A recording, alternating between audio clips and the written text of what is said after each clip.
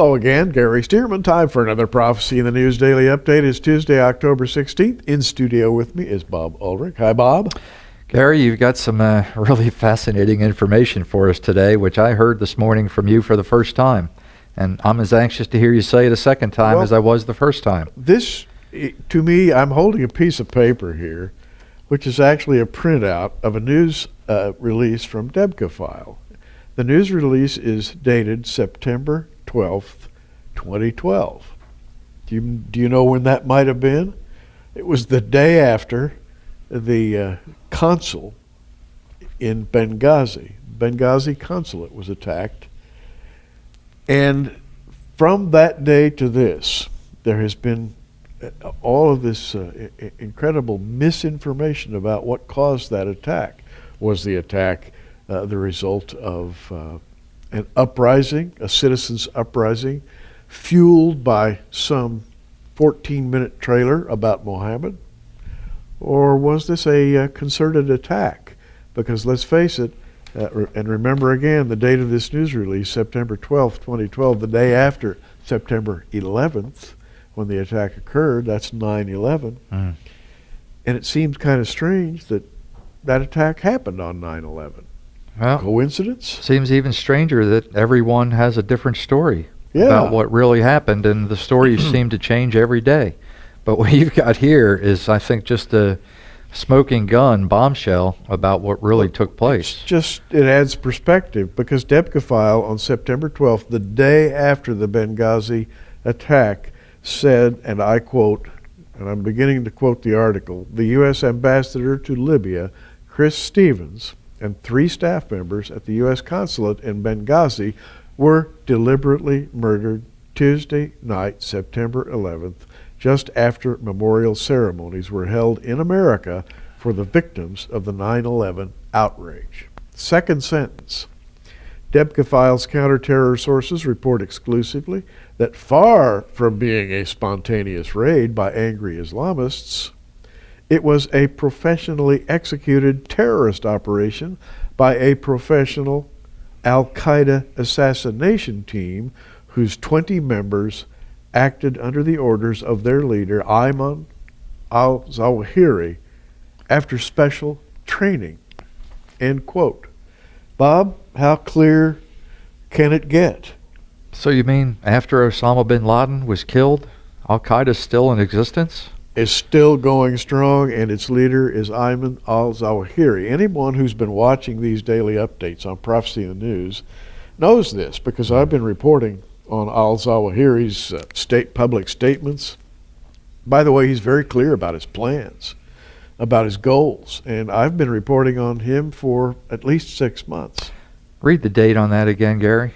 The date of this news release, September 12th, 2012, the day after. Over a month ago. Over a month ago. Where has this been in the news? Indeed. I mean, if I can find this, and by the way, I have no special connections to anything, couldn't somebody else find it? Well, you're a Debka-Files insider. There's no question about that.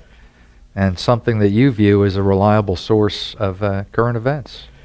I use several sources from Israel, including private sources, but this is absolutely astounding. And it is definitively stated that a professional Al-Qaeda assassination team of 20 members, they even named the number of the members of the team, acted under orders from Ayman al-Zawahiri after special training. In other words, they were trained on how to break into the consulate. You know what they did? In fact, that's listed You explained it to me this morning, and I have to say it was pretty fascinating. It was masterfully executed, because there's a policy at our consulates in hostile territory that there's always a getaway. In fact, there are 2 or 3 getaway methods should the consulate be attacked.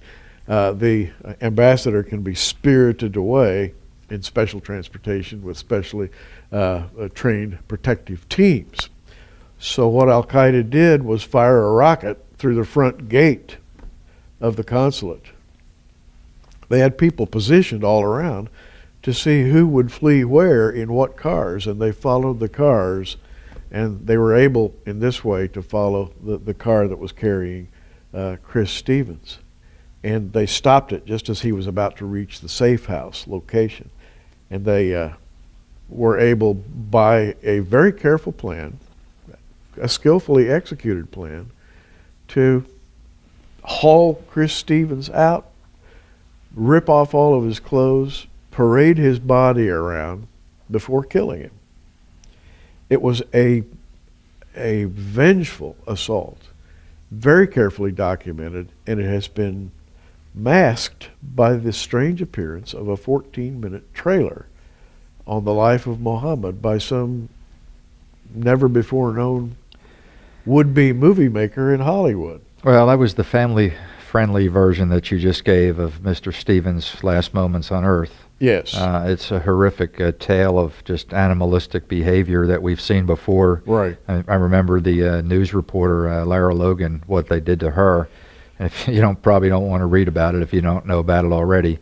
But this is Islam, and this is the battle that continues to rage on this day. You and I were talking off the set before we came on today about Abraham, and Abraham really messed up and caused a lot of the issues that we're dealing with today with Hagar. And I think, foreordained, Bob. The Bible did ordain a great war, a clash of nations in the Middle East. And I think none of this surprises God. He's perfectly well aware of what's going on and what was going to happen long before it ever happened. And even now, he knows what's going to happen next. Gary, where was our administration while all this was going on? I mean, what was actually going on in Washington, D.C. While the embassy was being attacked? Well, it was full campaign mode, of course. No one was really attending briefings because the presidential campaign essentially occupied their time. Now, this is about a month ago, and you can remember what was leading up to a debate and so forth. So there was a lot of planning, fundraising, etc., and this got kicked into second place. And when they discovered that it was Al-Qaeda that did it, I think the theme was, wait, we killed Osama bin Laden. Al-Qaeda no longer exists as a power or a force, therefore we have to kind of cover this up. So they knew immediately what had happened. It seems likely. If Debka File could know immediately what happened, I would think that our National Security Agency, our CIA, could know immediately what happened. And there is now word in the news that there was a drone circling over the whole scene that gave a moment-by-moment live updates. Wow. So there you go. It's the world at large. It's the world, by the way, of Islam. And we're now offering a couple of, I think, invaluable features that you should avail yourself of if you haven't already. What every American needs to know about the Quran. If you really want to understand the planning, the execution, the long-range goals of Al-Qaeda and others, William Federer has written this book. And Bob, there's just no way to exaggerate the quality of the information in this book. I mean, it's just wonderful info, clearly written, and point after point after point after point. It's just the way Bill Federer talks is the way this book is written, and you've heard him talk. Well, I've heard him talk all right. He was one of the speakers at our conference in Branson. Yeah. And I had 4 or 5 people come up to me and just say, I've never heard anything like that in my life. This guy is like a walking encyclopedia. He is. He is an expert on Islam. In fact, we probably need to have him back on the program soon to talk about some of the things going on. Also, we're offering Islamic Conquest, Past and Present, a DVD by Bill Federer. You can actually hear him talk in that rapid-fire fashion that he speaks. Both of these are $39.95, and we're accompanying this with a special offer for you right now. Patrick Heron, he's written a book called Apocalypse Soon, and this book is loaded with information you need to know about Patrick Heron's view on what's coming next. The 3 items, $39.95 plus shipping and handling. Avail yourself of the info, the stark truth behind Islam, if you will. Well, Bob, our time is up. Could I say one thing? Sure. That DVD, Islamic Conquest, there's never been anything produced like this in the history of the world. I mean, he went back to day one, and he's got facts, he's got figures, he's got pictures, he's got events that took place that the average person in the world has never heard of. I mean, the path that Islam has taken to get to where they are today is really the stuff of not legend, it's the stuff of fact. And Bill Federer is really on top of it. Well, you've got the 800 number right in front of you there on your screen. Call it. Ask for the Islam package.